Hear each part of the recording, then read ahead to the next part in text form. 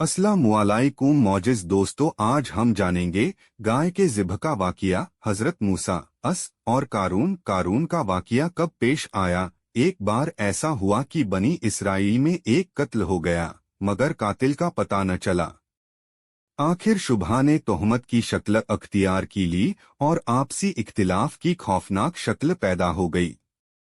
हज़रत मूसा अलैहिस्सलाम ने अल्लाह ताला की तरफ रुजू किया और अर्ज किया, इस वाक़िए ने कौम में सख्त इख्तिलाफ रुनुमा कर दिया। तू खुद जानने वाला और हिकमत वाला है, मेरी मदद फरमा। अल्लाह ताला ने हज़रत मूसा अलैहिस्सलाम से फरमाया कि इनसे कहो, पहले एक गाय ज़िब्ह करें और इसके बाद गाय के एक हिस्से को मकतूल के जिस्म से मस करें। अगर वे ऐसा करेंगे तो हम उसको जिंदगी बख्श देंगे और यह मामला साफ हो जाएगा। हज़रत मूसा अलैहिस्सलाम ने बनी इसराइल से जब गाय के ज़िब्ह करने के बारे में फरमाया तो उन्होंने अपनी टेढ़ी बातों और बहानेबाजियों की आदत के मुताबिक बहस शुरू कर दी और कहने लगे, मूसा, तू हमसे मजाक करता है?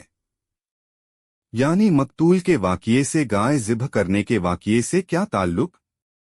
अच्छा, अगर यह वाक़ई अल्लाह का हुक्म है तो यह गाय कैसी हो, उसका रंग कैसा हो, इसकी कुछ और तफसीली बातें मालूम होनी चाहिए।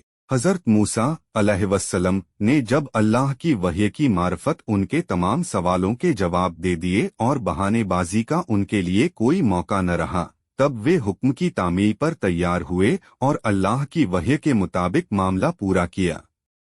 अल्लाह ताला के हुक्म से वह मकतूल जिंदा हो गया और उसने तमाम वाक़िए जैसे कि वे थे बयान कर दिए।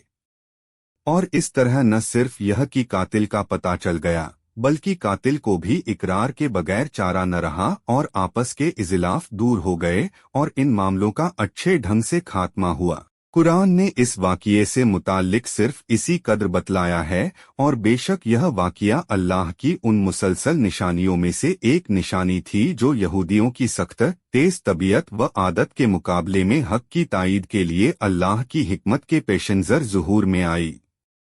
हज़रत मूसा अलैहिस्सलाम और कारून बनी इसराइल में एक बहुत बड़ा धनवान आदमी था। कुरान ने उसका नाम कारून बताया है। उसके खजाने ज़र व जवाहर से भरे हुए थे और बेइंतहा मजबूत मजदूरों की जमात मुश्किल ही से उसके खजाने की कुंजियां उठा सकती थी। इस खुशहाली और सरमायादारी ने उसको बेहद मगरूर घमंडी बना दिया था। कारून दौलत के नशे में इस कदर चूर था कि वो अपने अजीजों, रिश्तेदारों और कौम के लोगों को हकीर और ज़लील समझता और उनसे हकारत के साथ पेश आता था। हज़रत मूसा अलैहिस्सलाम और उनकी कौम ने एक बार उसको नसीहत की कि अल्लाह ताला ने तुझको बेपनाह दौलत और पूंजी दे रखी है और इज़्ज़त और हशमत अता फरमाई है, इसलिए उसका शुक्र अदा कर और माली हक ज़कात व सदाकत देकर गरीबों, फकीरों और मिस्कीनों की मदद कर। अल्लाह को भूल जाना और उसके हुक्मों की खिलाफ वर्जी करना अखलाक व शराफत दोनों लिहाज से सख्त नाशुक्री और सरकशी है। उसकी दी हुई इज्जत का बदला यह नहीं होना चाहिए कि तू कमजोरों और बूढ़ों को हकीर व ज़लील समझने लगे और घमंड और नफरत में चूर होकर गरीबों और अजीजों के साथ नफरत से पेश आए। कारून के अपने बड़े होने के जज्बे को हज़रत मूसा की यह नसीहत पसंद न आई और उसने गुरूर भरे अंदाज में कहा, मूसा, मेरी यह दौलत व सरवत तेरे खुदा की दी हुई नहीं है, यह तो मेरे अक्ली तजुर्बों और इल्मी काविशों का नतीजा है। मैं तेरी नसीहत को मानकर अपनी दौलत को इस तरह बर्बाद नहीं कर सकता। मगर हज़रत मूसा अलैहिस्सलाम बराबर तबलीग का अपना फ़र्ज अंजाम देते रहे और कारून को हिदायत का रास्ता दिखाते रहे।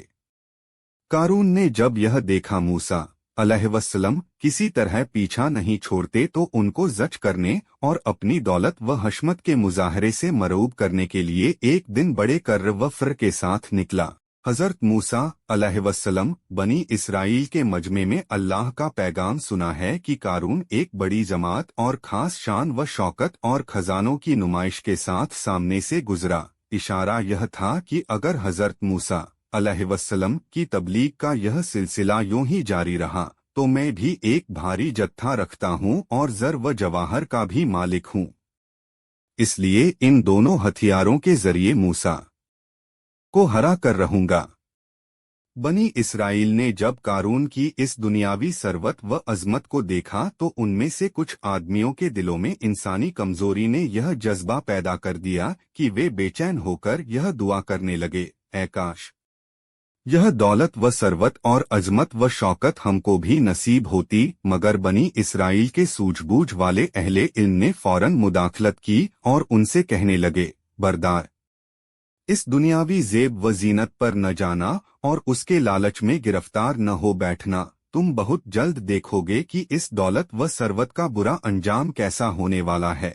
आखिरकार जब कारून ने किब्र व नखवत के खूब मुजाहरे कर लिए और हजरत मूसा अस और बनी इस्राइल के मुसलमानों की तहकीर व तजलील में काफी से ज्यादा जोर लगा लिया तो अब गैरते हक हरकत में आई और अमल का बदला के फितरी कानून ने अपना हाथ आगे बढ़ाया और कारून और उसकी दौलत पर अल्लाह का यह अटल फैसला सुना दिया, फलस्फना बिही व बिदारिहिलर्ज, हमने कारून को और उसके सरमाए को जमीन के अंदर धंसा दिया और बनी इस्राइल का आंखों देखते न गुरूर बाकी रहा और न सामाने गुरूर, सबको जमीन ने निगलकर इबरत का सामान मुहैया कर दिया।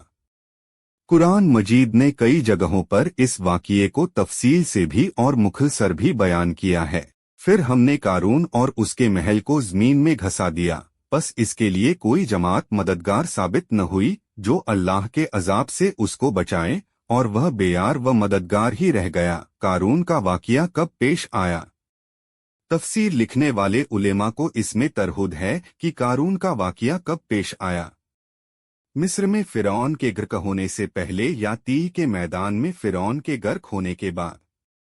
कुरान ने इस वाक़िए को फ़िरौन के गर्क होने से मुताल्लिक वाक़ियों के बाद किया है, इसलिए हमारे नज़दीक यह वाक़िया तीही मैदान का है।